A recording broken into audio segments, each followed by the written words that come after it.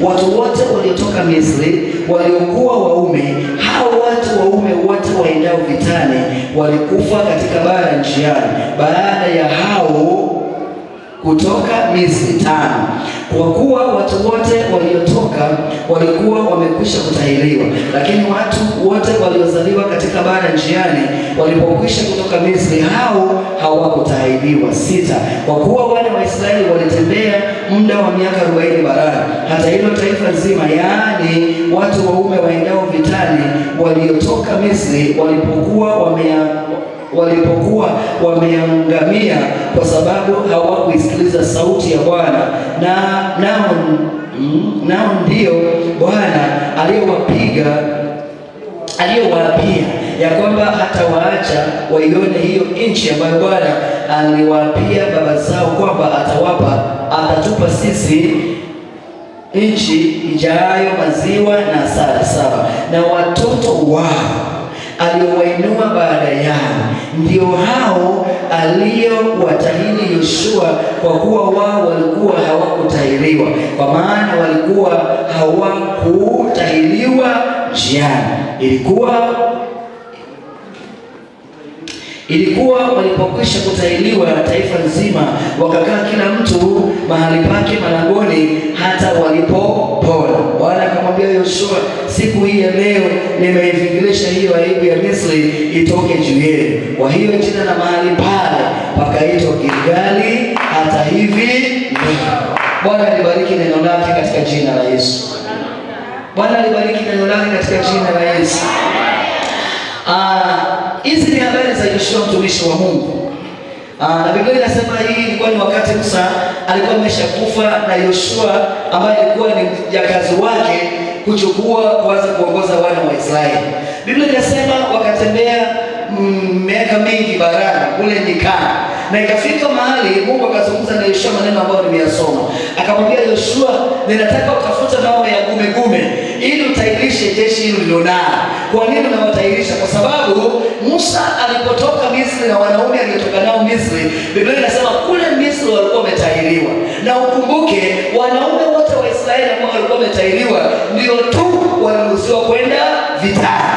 Sasa Musa alipotoka na Israeli waliokuwa wametahiriwa vitani, Biblia inasema safari ikawa ndefu, maana walitembea miaka 40 wakiwa nyikani, na hiyo miaka yote 40 ilikuwa ya vita.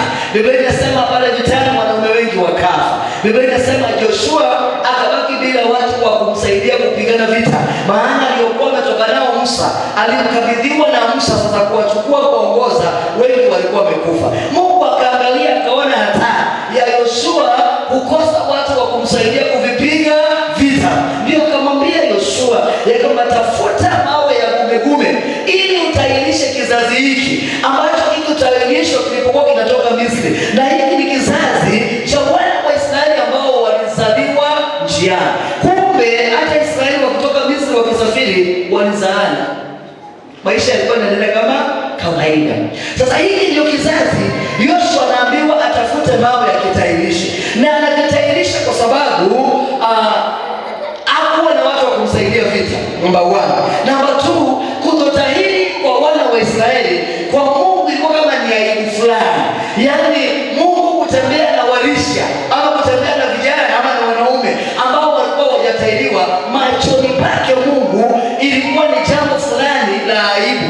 So Mungu alikuwa anataka kwanza kuiondoa hii aibu, alafu pili hao wanaume waliotahiriwa wakabidhiwa vita wapigane vita. Kwa hivyo kuna sababu mbili hapo kubwa ambazo zilisababisha Mungu amwambie Yoshua atairishe watu hawa. Moja, nimesema ilikuwa kuondoa aibu ya kutotahiriwa, maana kwa Mungu kutahiriwa ilikuwa ni agano. 2, ilikuwa hao waliotahiriwa ndio wanaume pekee walikuwa wanaruhusiwa kwenda vita.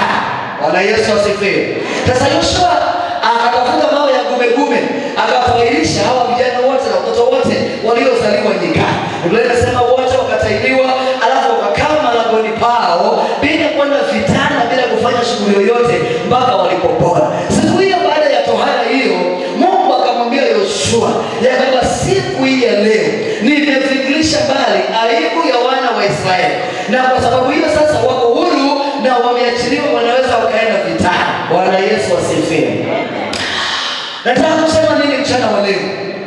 Kumbe kuna vitu ambavyo vikiwa kwenye maisha yako haviwezi kuruhusu kwenda vitani. Maandiko yanasema tukiwa kwenye safari ya imani, tunafananishwa na watu walio vitani.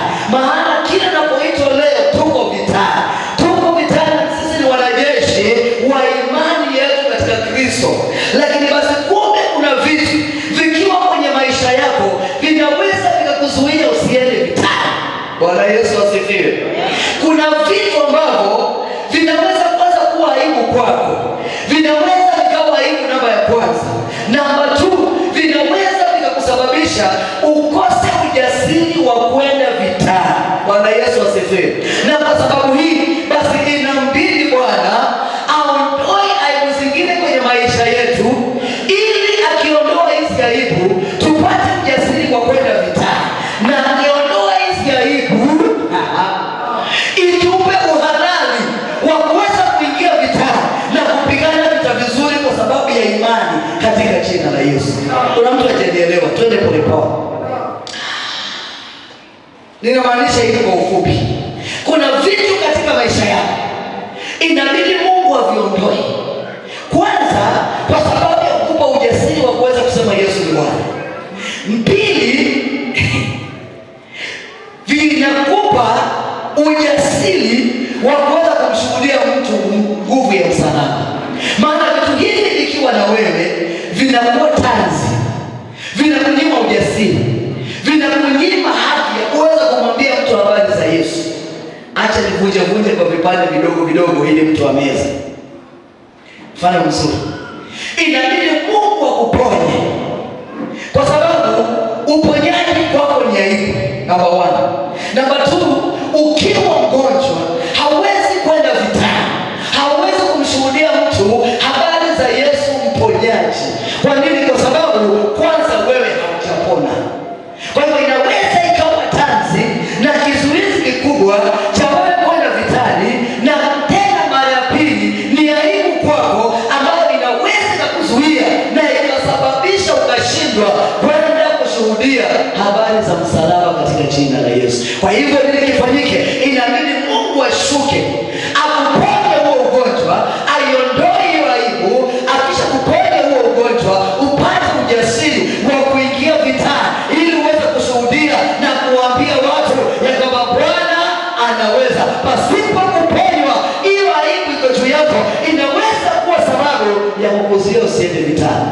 Kwa hivyo leo inabidi kama kuna kitu Mungu anaweza kufanya, avingilishe hii aibu, iondoke juu ya maisha ya mtu, ili mtu huyo awe huru, ili aweze sasa kuingia vitani, akashuhudie na akavipiga vita vya kiimani katika jina la Yesu. Bwana Yesu asifiwe. Israeli inabidi watahiriwe ili waweze kuingia vitani. Kuna vitu mpendwa inabidi viondolewe juu ya maisha yako. Kuna vitu mtu wa Mungu inabidi Mungu avifanye kwa sababu yako wewe na kwa sababu yake Mungu. Haleluya. Bwana Yesu asifiwe. Haleluya, kanisa la Bwana. Hawezi kuwa mgonjwa kisukari alafu upate ujasiri wakati kumwambia mgonjwa kisukari Mungu anaweza kuponya. Njoo kanisani kwetu utapona. Na naona wewe unakunywa dawa. Si lazima hiyo aibu vingirishwe kwanza. Haleluya. Haleluya. Uweze kuambia mtu Mungu anabariki na wewe ni maskini, unadaiwa madeni. Huo ujasiri utautoa wapi wa kwenda vitani na kutangaza Mungu anayebariki wakati wewe hajakubariki? Inabidi Bwana aje kuingilisha aibu juu yako kwanza. Akisha ivingilisha, upate ujasiri wewe wa kuingia vitani na kutangaza habari ya msalaba katika jina la Yesu. Na hii ndio sababu ilibidi Yoshua atairishe wana wa Israeli ili aibu yao iondoke, na namba 2 reason waweze kwenda vitani, wakapigana kwa ajili ya jina la Bwana. Nasema nini mchana wa leo? Kuna vitu lazima Mungu asimame, avingilishe mbali na maisha yako. Mungu asipovingilisha, itakuwa ni vigumu kwako kusimama na kutangaza habari za Yesu. Nisikilize vizuri. Ana wa Biblia alikuwa na aibu ya utasa. Ana alikuwa na aibu ya utasa. Biblia inasema Hana hakuweza kushuhudia habari za Mungu hata na siku moja. Alichokuwa anaweza kufanya Hana ni kufika kanisani na kulia kuanzia ibada inaanza mpaka mwisho. Hakuwahi tangaza habari za Yesu. Hana anajulikana mama wa machozi, maana siku zote za maisha ya Hana alikuwa ni mama aliyekuwa na machozi. Kwa nini? Alikuwa ana aibu iliyokuwa inabidi Yesu aifingirishe nje ya maisha yake. Siku moja alipokuja kwenye madhabahu, Mungu ikampendeza akafingirisha ile aibu mbaya. Biblia inasema Hana akazaa.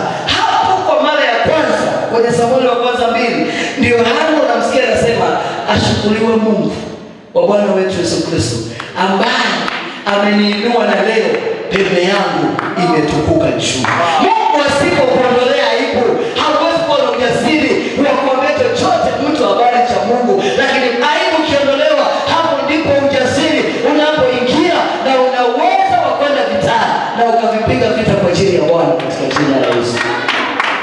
Haleluya. Bwana Yesu asifiwe. Kuna vitu lazima Mungu akutendee.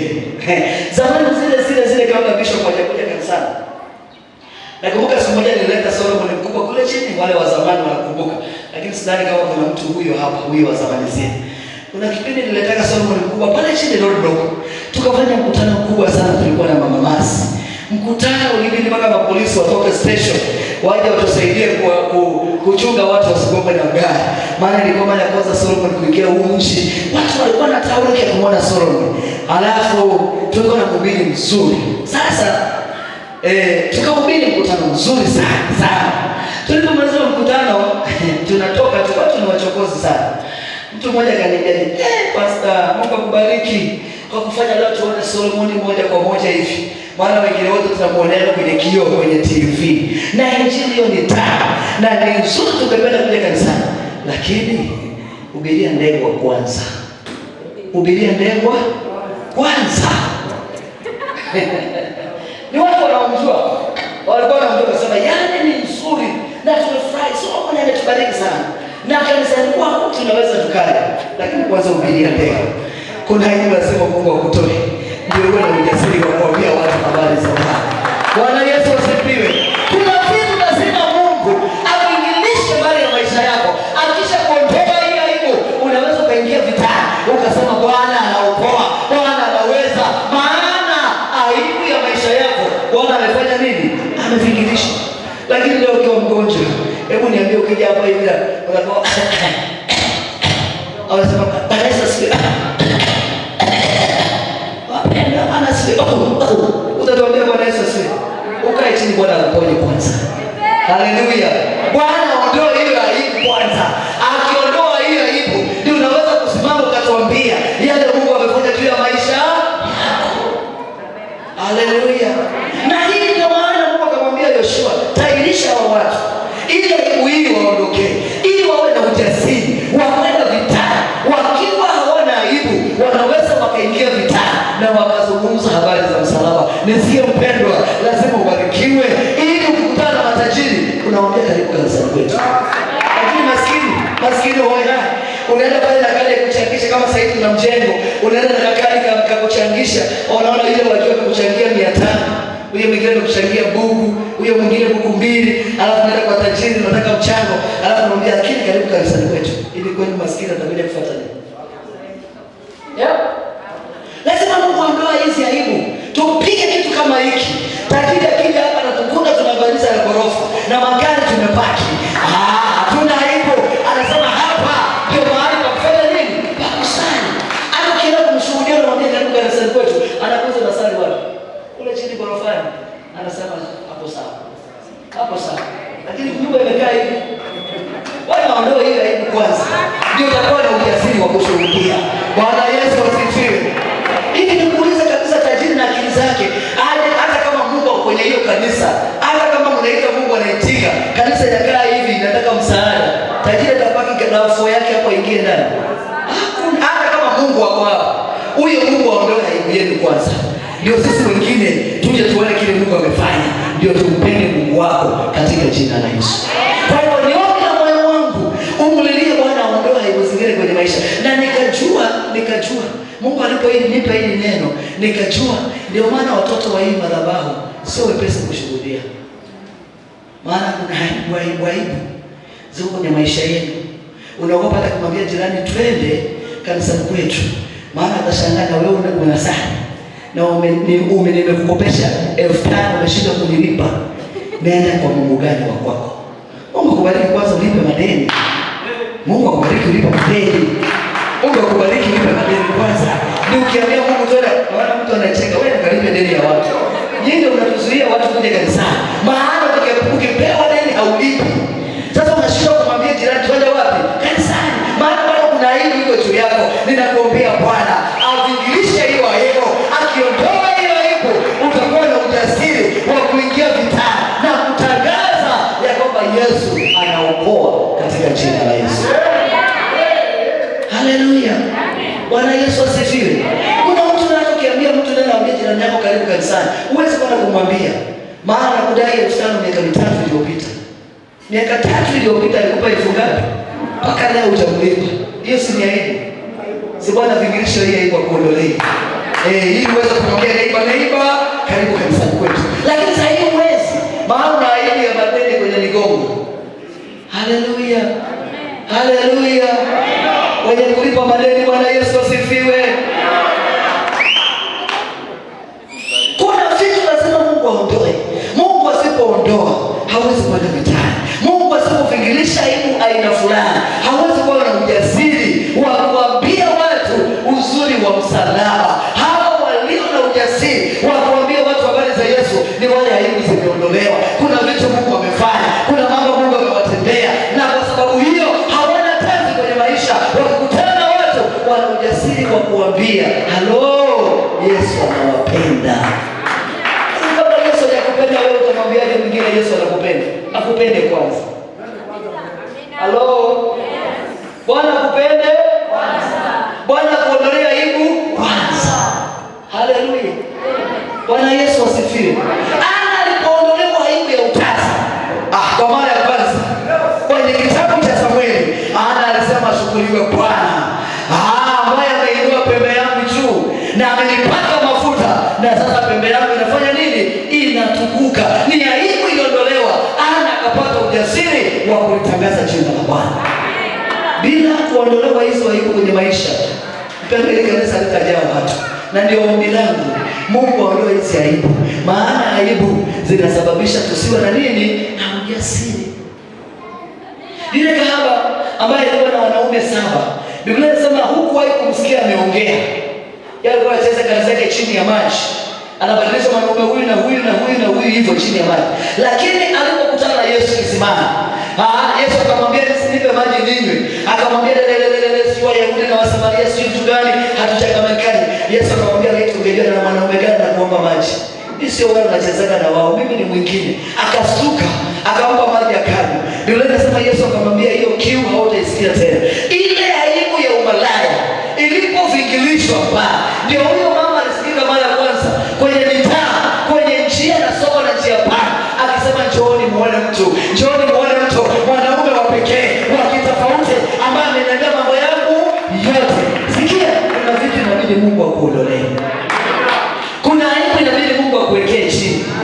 Vinginevyo mpendwa, hizi aibu hauwezi kupata ujasiri wa kuingia vitani. Halo. Bwana Yesu asifiwe. Jina la Bwana wetu libarikiwe. Kuna kitu cha aina lazima Mungu akuvingishie mbali.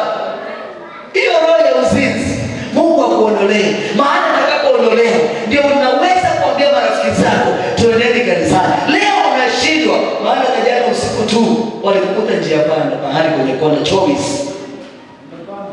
Umebana mahali. Sasa unashindwa haya. Sasa kama Mwita aliniona, wakina fulani waliniona, naendaje kuanza kuambia twendeni kanisani? Unashindwa, lakini cha ukweli sio utashindwa. Sio utashindwa. Sio utashindwa.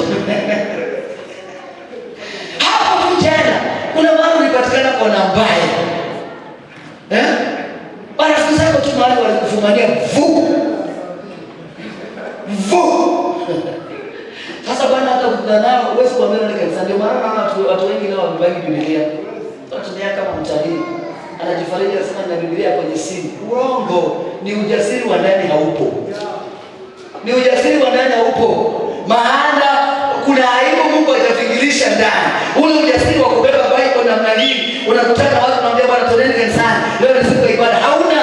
Kwa nini? Kwa sababu kuna moja, ninawahi mapema ili nirudi hapa tu. Kumbe anaenda wapi? Hawezi kushuhudia anaenda kanisani. Maana huyo anayekuuliza ni ndugu yako, mlikuwa naye jana mnapiga vitu. Sasa wewe unasema kwambia anaenda kanisani hauna. Mungu akufikirishia hiyo mbaya.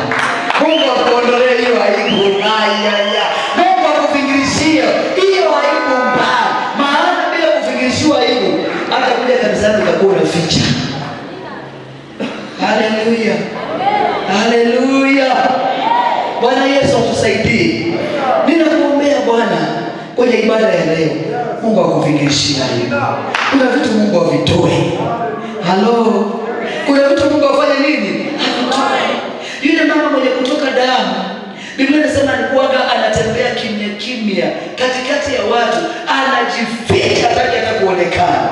Alipokutana tu na vazi la Yesu akaliguza hivi. Biblia inasema Yesu akauliza nani ameniguza? Wanafunzi wakajaribu kumwambia Yesu, sawa watu wote wamekubana hapa, si umeguzwa na kila mmoja. Yesu akasema siongelee huo uguzo ndio mnaongelea. Mimi naongelea kuna mtu ameniguza uguzo special na nguvu imenitoka. Huyo ndio naongelea. Ndio huyo mama alisikika kwa mara ya kwanza.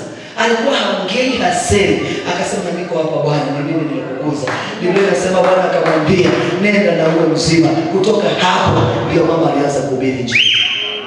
Kuna aibu mpendwa, ambazo Mungu asipokufikirishia, oh my, hata kijijini kwenu hawatajua umeokoka. Hata jirani zako waladia kwenu hawatajua umeokoka. Kuna vitu vidogo vidogo ambavyo ni aibu. Kwenye ibada ya mchana wa leo, tumwambie Bwana afikirishe mbali na maisha yetu. Bwana Yesu asifiwe. Haleluya kanisa la Bwana. Bwana Yesu asifiwe. Kuna vitu vitakutesa. Kwako vitakuwa tanzi. Yaani unasikia kumwambia mtu karibu kanisani, lakini kumbuka vile mateso unapitia, unasema sasa namkaribisha afanyeje? Lakini Bwana akiondoa aibu, my friend, unakuwa kasuku wa Yesu. Unapita tu kila mtu anamwambia twende kanisani kwetu. Twende kwa Bwana. Hii ukikutana na watu wana shida, unamwambia hii haiwezekani ila kwa Mungu tu. Lakini mimi nashangaa leo kuna washirika, mshirika anakuta mtu ana taabu, anamwambia hebu angalia vizuri. Kama imani imeshindikana, jaribu plan B.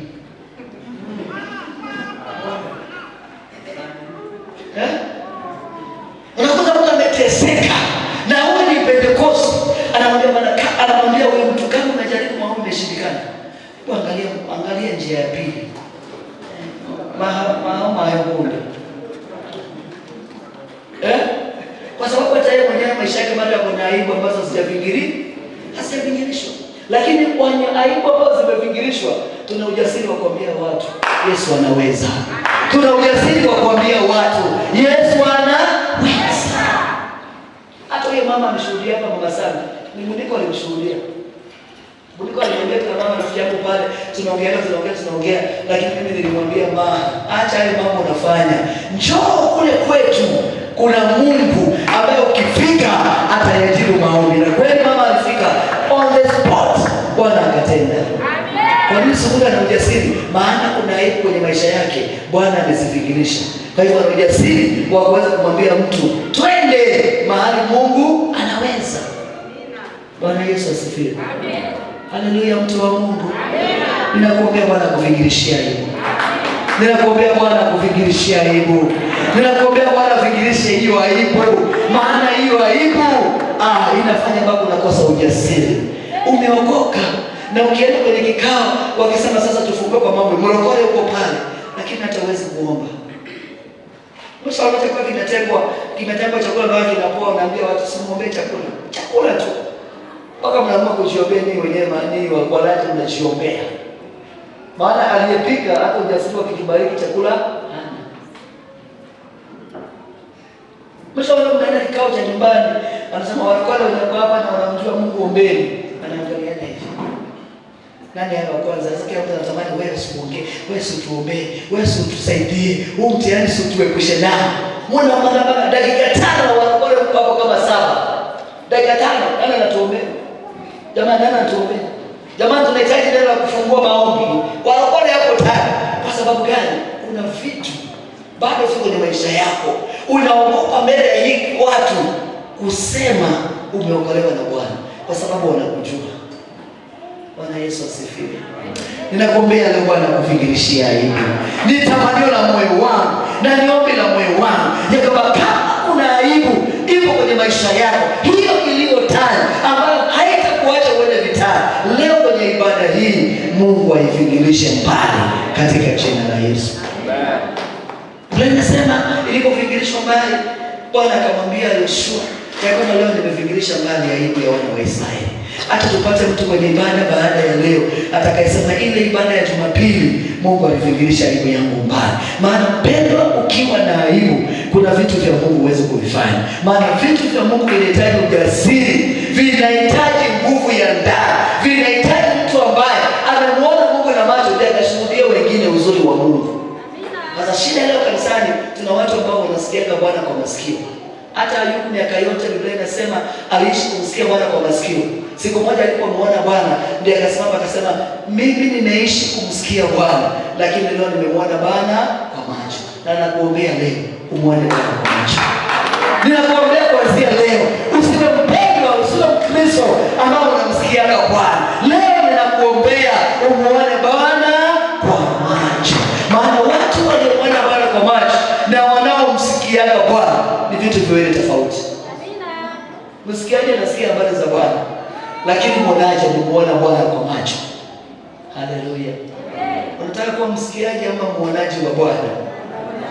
Simama juu kwa miguu yako. Nataka tumwamini Bwana kutuvingirishia aibu fulani. Maana mpenda